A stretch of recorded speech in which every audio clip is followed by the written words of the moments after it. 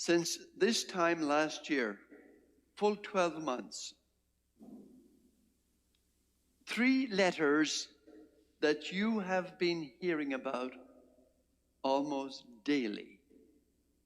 PPE. Personal protection equipment. Every nurse, every ICU worker, every doctor has been talking about PPE. There's not enough of PPE available. PPE, personal protection equipment, protects the medical worker and saves their lives. This evening, I'm going to talk about PPE, but it's not personal protection equipment. It's pride, power, and emotional instinct. And this comes to us this evening from the gospel because the gospel is about the temptation of Christ. Now this year we are reading the Gospel of Mark. And Mark doesn't say a lot when Mark writes. He's very brief and he's very much to the point. He reminds me very much of that old character that some of you gray-haired people might remember, Sergeant Joe Friday, who simply said, "Just the facts, ma'am, just the facts." What the other Gospels, like Matthew, is a lot more expansive when describing the temptations of Jesus. He talks about 3 temptations, PPE. The first was emotion, instinct. How did that happen? He described how Jesus, after 40 days in the desert, he was hungry. He was ravenous.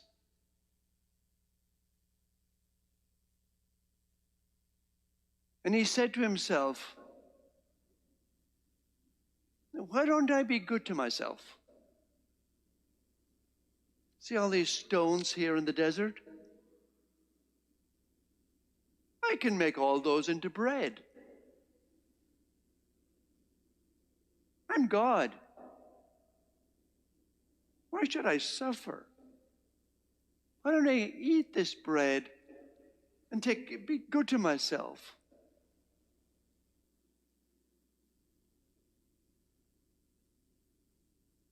And that reminds us of what pride does to us. You've heard the old phrase that pride goes before the fall. And sometimes, full of pride, we say, well, why aren't we good to ourselves? Why don't I take care of my own needs? Why don't I do the things that instinctively I want to do? Why don't I follow my emotions?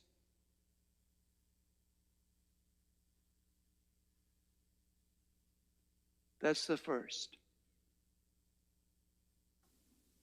The second temptation was Jesus was taken up.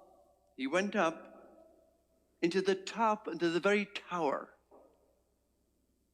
of the temple. And he looked down. And he said, I can jump off of this.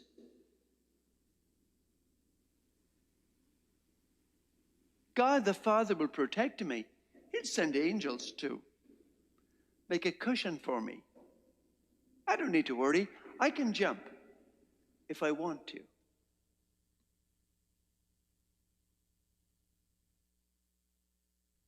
See how pride makes us want to do things so that we can look good, so that we can bolster ourselves, so that we can put other people down,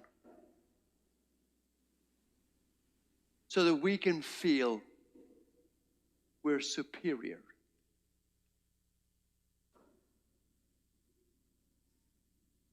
If we do things only for our own self-aggrandizement and not for the good of others, they may be good things, but they're coming from pride. If we walk on the shoulders of others and make ourselves feel tall, it's pride. And the third temptation was the temptation to power. It says he looked over the whole countryside. And he said, this can be all mine.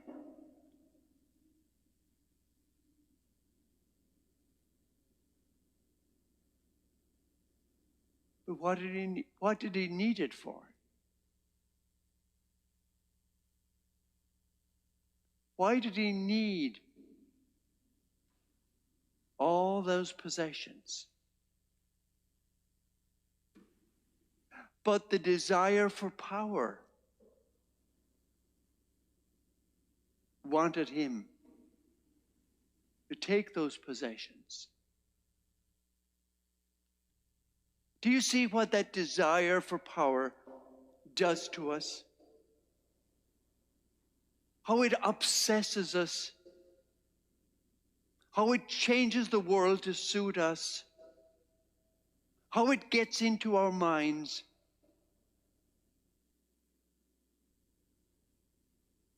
Hasn't history shown us the wreckage of people who seek only power?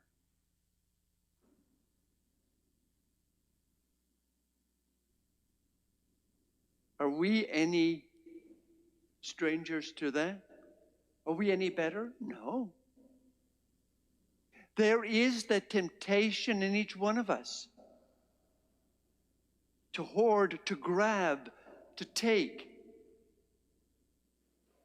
Do we need it all? No.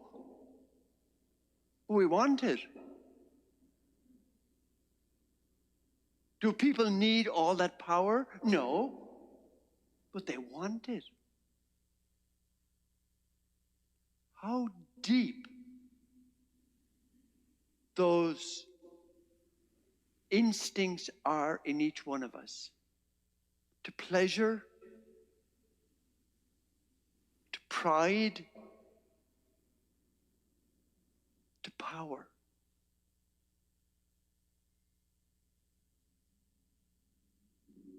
We have been studying our book,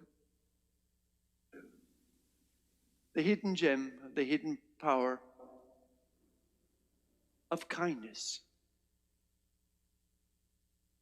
And in that book, it's very clear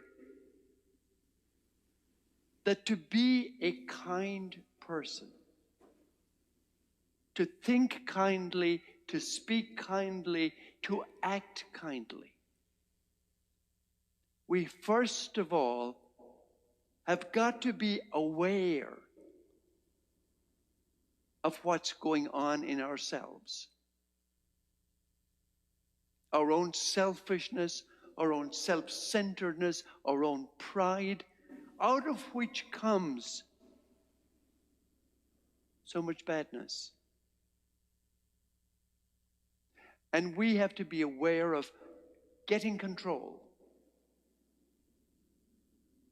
out of those instincts so that truly the best self can come out.